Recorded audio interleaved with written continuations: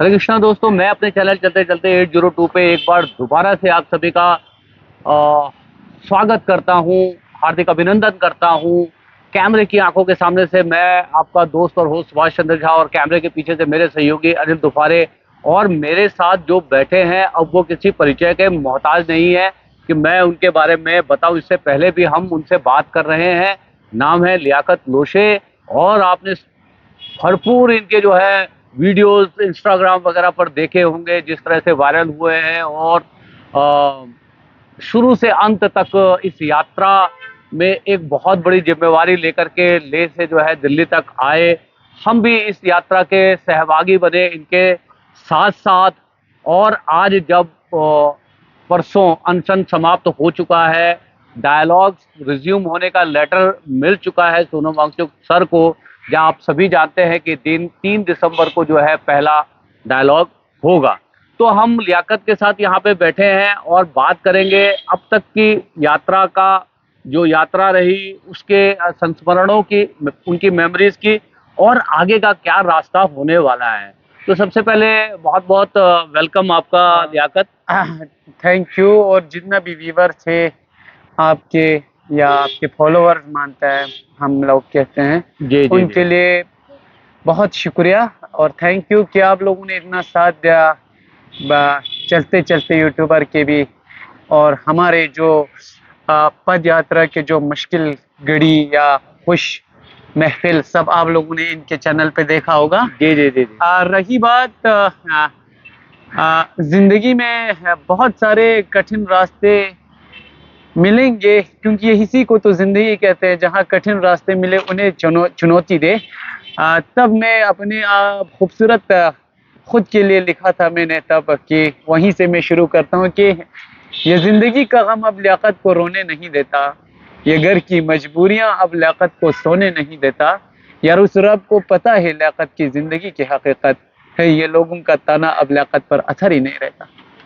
तो रही बात जो आप मेमोरीज की बात कर रहे हैं, और आपको संक्षेप में मैं बताया जाऊं तो पद यात्रा से लेकर अनशन के सफर तक, अनशन से लेकर डिटेन के सफर तक, डिटेन से लेकर डायलॉग के सफर तक, जी जी। बहुत खूबसूरत पल। मैं अपनी जिंदगी का सबसे खूबसूरत पल इसी पल को मानता हूँ। चाहे भले ही कठिन रास्ता था, लेकिन कठिन रास्ते को चुनौती देने का सफर जो है वो इंसान के एक खूबसूरत सफर बन जाता है। क्योंकि वहां से उबरना, वहां पर किस राह पे हम थे और किस जगह पे कहाँ झुकना था, कहाँ उठना था, ये इस सफर ने हमें दिलाया और जी दिखाया जी। भी। बहुत सारे सफर जहाँ पर डिटेन हुआ, तो जिंदगी में कभी डिटेंशन नहीं हुआ था। तो इस डिटेंशन ने जिंदगी में यही सिखाया था कि हक की राह के लिए डिटेन होना कितना खूबसूरत पल होता है। जी जी और आपके चैनल के माध्यम से जितने सपोर्टर थे इस जी। आंदोलन का, मेरे लद्दाख से या लद्दाख के बाहर से, पूरे हिमालय से, पूरे भारत से, जी जी। उनके लिए थैंकफुल है। क्योंकि एक ऐसा आंदोलन, यहाँ लोग कहते थे कि जिंदगी में एक ऐसा आंदोलन नहीं देखा जी जी। जहाँ न शोर शराबा, खुद पे ज्यादा कठिन जो रास्ते हैं खुद पे ले लेना, खुद के छाले खुद को दे देना, भूखे खुद रहना, दूसरों को भूखा न रखना, इसी आंदोलन में तो मजा है। तो बहुत ही सफर अच्छा रहा। और कुछ चीजें जहाँ हम लोग थोड़ी देर के लिए सब्र नहीं कर सकते, वहां हमें सब्र सिखा दिया कि सब्र क्या होता है, जी लोगों जी से बातचीत करना, किस तरह उनके साथ टॉक, वे ऑफ टॉक क्या रखना। जी जी तो जी। ये तो इसी सफर ने हमें सिखाया। तो कभी मायूसी हुई इस पूरे यात्रा में कि लगा कि ये कुछ नहीं हो पाएगा, ऐसा कभी महसूस हुआ क्या? नहीं नहीं नहीं नहीं, हौसले ने मायूसी होने नहीं दिया। जी जी शरीर तो मायूसी की तरफ जा रहा था, जी जी। लेकिन हौसले ने मायूसी नहीं दिया। क्योंकि आ, तभी तो वही मुझे याद आया था, मैंने एक बार आपको कहा था कि गिरते हैं शहसवार मैदान जाम में। मैदानी यार वो तिबली क्या गिरे जो घुटनों के बल चले, तो हम घुटनों के बल आ, नहीं चल रहे थे। हम इतने हौसले थे कि एक हक जो कई सालों से खत्म हो चुका है, मेरे लद्दाख के जो हुकूक, पूरे हिमालय के हुकूक, हक, पूरे लद्दाख की लड़ाई था। और एक यूथ को इस लड़ाई में पार्टिसिपेट करना और इस पार्टिसिपेंट में अपना हिस्सा देना, ये तो कोई मतलब मायूसी की बात भी नहीं था। लेकिन मायूस इस बात पे हुआ था कि फोर्थ पिलर ऑफ डेमोक्रेसी गायब जी। है। मायूस इस बात पे हुआ था कि बाबा डॉक्टर अंबेडकर के बनाए हुए संविधान जो है वो खतरे में था। मायूस इसलिए हुआ था कि जो चैनल बार बार दिखाते हैं एक इंसान को, मतलब ज्यादा दिखाते हैं, जैसे मैंने बाबा सिद्दीकी का जो डेथ हुआ उसको दिखाने की उतना जरूरत नहीं था जितना 25 लोगों की डेथ यहाँ खतरे में थे। मायूस इसलिए हुआ कि सरकार सुनने में देरी कर दी। मायूस इसलिए था कि शांत से डेमोक्रेटिक कंट्री कहते थे, वो डेमोक्रेसी ही खतरे में थे। इन्हीं चीजों ने मायूस किया। एक यूथ होने के नाते मायूस इसलिए था कि एक 15 साल के बच्चे आज एक चरस स्मगलर के पास पहुंचता है, हमारे पुलिस नहीं पहुंचता है। इन चीजों से मायूस। और जो लियाकत जिस तरह से सोशल मीडिया के ऊपर कुछ शरारती तत्वों ने बेसिकली आजकल उन्हें आईटी सेल के नाम से जाना जाता है, जिस तरह से सोनम सर को कुछ डिफेम करने की कोशिश की, उसके बारे में कुछ कहना चाहेंगे? करेंगे, डिफेम क्यों नहीं करेंगे? क्योंकि उनको टीआरपी दे रहा होगा कोई। जी जी। इसी को तो आईटी सेल कहते हैं। व्हाट्सएप यूनिवर्सिटी से ज्ञान देते हैं। एक बहुत सारे हमने देखा, मतलब उसमें उनको नॉलेज नहीं होता है लद्दाख के बारे में, जी जी। और लद्दाख के ऊपर वो लोग चर्चा करते हैं। उनके लिए वक्त हम ज़ाया नहीं करते और देखना भी नहीं चाहिए जी, ऐसे मीडिया को। उनके लिए बस यही जो व्हाट्सएप यूनिवर्सिटी फैलाते हैं, उनके लिए बस यही था कि चर्चे आम हो तो किस्से भी जरूर होते हैं यार, उंगलियां भी उन्हीं पे उठते हैं जो मशहूर होता है। तो उनके लिए बेचारे घर चलाने के लिए क्या होगा, लेकिन ये हराम है। इस तरह धोखे में रहकर लोगों को धोखा देकर इस तरह करना, ये भी एक हराम है। ये भी एक कत्ल करने की बराबर है। जब दूसरों के ऊपर गलत फहमी या गलत बातें करते हैं, ये कत्ल करने की बराबर है। और ये किसी के इंसान की इंसानियत गवारा नहीं करते, किसी भी संविधान भी उसे गवारा नहीं करते कि किसी पे बिना मतलब के इस तरह डिफेम करना। एक चीज और पूछना चाहता हूँ, अब ये यहाँ तक का चैप्टर क्लोज हो गया, लेटर आ गया, प्रपोजल आ गया जो है टॉक्स का, और वादा पहले भी किया गया था, तो आगे आप किस तरह से देखते हैं कि ये अभी बातचीत शुरू होगी, एक प्रोसेस शुरू होगा, वो भी अभी भविष्य के गर्भ में है कि शुरू होगा या नहीं होगा? जो पिछला इतिहास है वो बहुत खराब है। वादों को पूरा करने का पिछला जो मतलब इतिहास है बहुत खराब है। तो आप इसको किस तरह से देखते हैं कि अभी जो भारत सरकार ने जो वादा किया है, आपको लगता है कि उस वादे पर वो खरा उतरेंगे? उनकी जुबानी है, अगर वो वादे पे खड़ा नहीं उतरेंगे तो 2019 में दिए गए मेमोरेंडम, 2020 में दिए गए मेमोरेंडम, तो सब कहेंगे कि इनकी जुबान ही मतलब सही या सच्चाई पे नहीं है। और ये वादा जो किया है डायलॉग का 3 दिसंबर का, ये सिर्फ हमारे लिए खुशखबरी नहीं है कि हमें सब कुछ सॉर्ट आउट हो गया है। ये सिर्फ जिस ताले को जंग लगा हुआ था उसमें हमने अभी तेल लगाया है। जी। अभी कठिन राह जो है 3 दिसंबर के बाद होगा, तब इंसान इंसानियत दिखाने के मोड में आ जाना चाहिए। उस मोड के लिए तैयार रहिए।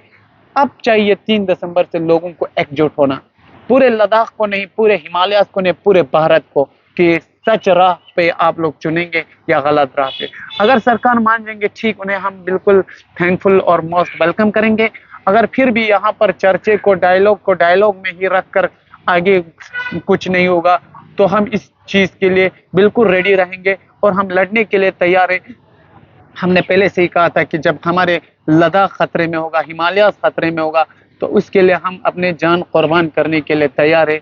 और जान कुर्बान करने के लिए एक सही राह यही होता है कि अपने मिट्टी के लिए मरना, अपने कौम के लिए मरना और पूरे भारत के लिए मरना। आखिरी सवाल मैं आपसे लियाकत पूछ रहा हूँ, क्या आपके जैसे युवा आने वाले समय में देश प्रदेश की राजनीति में आएंगे? आना चाहिए, जरूर आना चाहिए। मतलब मैं ये नहीं कहता हूं कि मेरे जैसा, मेरे में भी गलती हो सकता है, हम इंसान है, फरिश्ता तो है नहीं। लेकिन उन युवाओं को आना चाहिए जो कौम के लिए कुछ, जो भारत के लिए कुछ करना चाहते हैं, जो भारत के सर ऊंचा दिखाना चाहता है। एजुकेटेड यूथ आना चाहिए। और मुझे बहुत फख्र है कि मेरे लद्दाख के यूथ अवेयर है इन चीज़ों से। मैंने हर मीडिया पे कहा था कि मेरे लद्दाख के यूथ गलत राह पे नहीं है, गलत रास्ते में नहीं है। लेकिन जब हम अभी 5 सालों में हमारी यूथ गलत रास्ते की तरफ चल रहा है। तो इन चीज़ों को हमारे पूरे भारत के यूथ इन चीज़ों पे ध्यान देना चाहिए, क्योंकि हमारे यूथ जो है एक कौम के सरताज है। उस सर की ताज को हम कभी धूल चटने नहीं देंगे और कभी धूल मिटने भी नहीं देंगे। लेकिन जाने से पहले आपको मैं बस खूबसूरत दो मिसरा में बयान करके ही जाऊंगा as a ji, ji. Youth होने के नाते कि पढ़े लिखे जब उनसे मिलने जाते हैं, वो बेचारे भीड़ में धक्के खाते हैं। जिन लोगों को ABCD तक मालूम नहीं है, वो तो नेता बनकर BMW में घूमते हैं। मैंने ये सवाल इसलिए पूछा कि जो आज के देश की जो राजनीति चल रही है, उसमें कनिंग पॉलिटिशियन कहते हैं कि राजनीति खराब है, और शरीफ आदमियों कहते हैं कि आप इससे दूर रहिए, अपने बच्चों को भी इससे दूर रहिए, जिसकी वजह से क्या हो रहा है कि राजा का बेटा राजा बन रहा है, संतरी का बेटा संतरी बन रहा है, मोची का बेटा मोची बन रहा है। तो मैंने ये प्रश्न मेरे इस रवायत को तोड़ने के लिए मैं जो है कि आपके जैसे युवाओं से मैं मतलब अपील करना चाहता हूँ कि आप सबको जो है इस डेमोक्रेसी में पार्टिसिपेट करना चाहिए, तभी जो है हम अपने देश समाज और सारी चीजों को में जो है बदलाव दे। हाँ, मैं कहता हूँ कि चलो पॉलिटिक्स जो है बहुत मतलब टफ होता होगा। मुझे उतना आइडिया नहीं है कि पॉलिटिक्स में किस तरह के पॉलिटिशियन आज की पॉलिटिक्स को देख के मतलब कि कहते हैं कि सीनियर पॉलिटिशियन है। लेकिन एक यूथ को या युवा को पॉलिटिक्स में आने से पहले ग्राउंड लेवल पे एज ए सोशल वर्क करना होगा। उससे इंसान को समझ जाएंगे कि क्या समस्या है। न कि इस तरह मैं यूथ हूँ, मैं पढ़ा लिखा हूँ, मैं पॉलिटिक्स में जाऊंगा, मुझे पॉलिटिक्स करना है ना। पहले आप एज ए ग्राउंड लेवल पे देखना होगा कि पॉलिटिशियन गलती कहाँ कर रहा है। ये पुराने सोच, पुराने आइडियोलॉजी का पॉलिटिक्स कहाँ गलती कर रहा है। तब ग्राउंड लेवल पे आप जब काम करेंगे और ग्राउंड लेवल पे आप अपना परफॉर्मेंस एज ए इंसान होने के, इंसानियत होने के नाते ग्राउंड लेवल पे काम करेंगे, तब आपको समझ आएंगे कि हमें अब बड़ा करना है। क्योंकि ग्राउंड लेवल पे एज ए इंडिविजुअल करेगा तो आप पे उतना इफेक्ट नहीं पड़ेगा, क्योंकि आजकल इफेक्ट होने के लिए भी मंत्री होना पड़ता है। तब इसके बाद अगर आपकी सोच सही हो, काम करने की क्षमता हो, आप कुछ करना चाहते हैं, तब आप पॉलिटिक्स में आ सकते हैं और कर भी सकते हैं। लेकिन जो आजकल के पॉलिटिक्स चल रहे हैं वो बिल्कुल गवारा नहीं दे रहा है और अच्छे पॉलिटिक्स नहीं है। इस तरह के पॉलिटिक्स चलता है तो ये पॉलिटिक्स नहीं कि 5 लोगों को अरबपति बनाना और गरीब को गरीब बनाना। This is not fair for all the citizenship of India. तो दोस्तों ये थे लियाकत लोशे हमारे साथ, जैसा कि हम पहले भी इनसे बातचीत कर चुके हैं। यदि बातचीत के मुद्दे यदि समझ आ रहे हो, बातचीत अच्छी लग रही हो और अभी तक चैनल सब्सक्राइब ना किया हो तो चैनल सब्सक्राइब जरूर करिएगा। आपको लगता है कि हम दोनों ने जो अभी बातें की उन बातों के ऊपर आप भी कुछ बात लिख सकते हैं तो कमेंट बॉक्स में लिख भी दीजिएगा। और आपको लगता है कि हमारी ये बात जो है दूर दूर तक जो है पहुंचनी चाहिए और इसमें कुछ लॉजिक है, इसमें कुछ दम है, इसमें कुछ क्रिएशन है, इसमें कुछ बनाने का जो है मुद्दा है और मादा है, तो ज्यादा से ज्यादा लोगों तक जो है शेयर करके जो है पहुंचाइए। जरूर सब्सक्राइब करिएगा। चलते चलते यूट्यूबर को गुजारिश है आप लोगों से, इन्होंने जितना मेहनत किया है कोई इतना मेहनत या इतना लगन से साथ नहीं देता। हमने बहुत सारे यूट्यूबर देखे हैं, बहुत सारे न्यूज़ वाले देखा है, तो सब्सक्राइब तो बनता है मेरे दोस्तों। तो जुले, बाय बाय, खुदा हाफिज, थैंक यू।